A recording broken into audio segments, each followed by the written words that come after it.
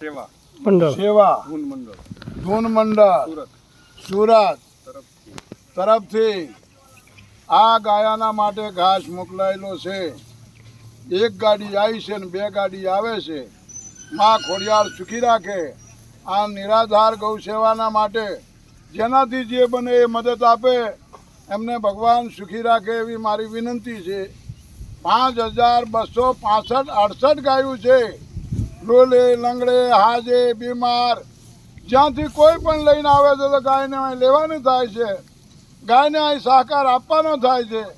દરેક મંડળવાળા દરેક સ્વયંસેવકો માણસ માત્ર આ ગાયશાળાને મદદ કરી શકે છે. અથા શક્તિ અથા ભક્તિ ભગવાન સુખી રાખે એવી મારી વિનંતી છે.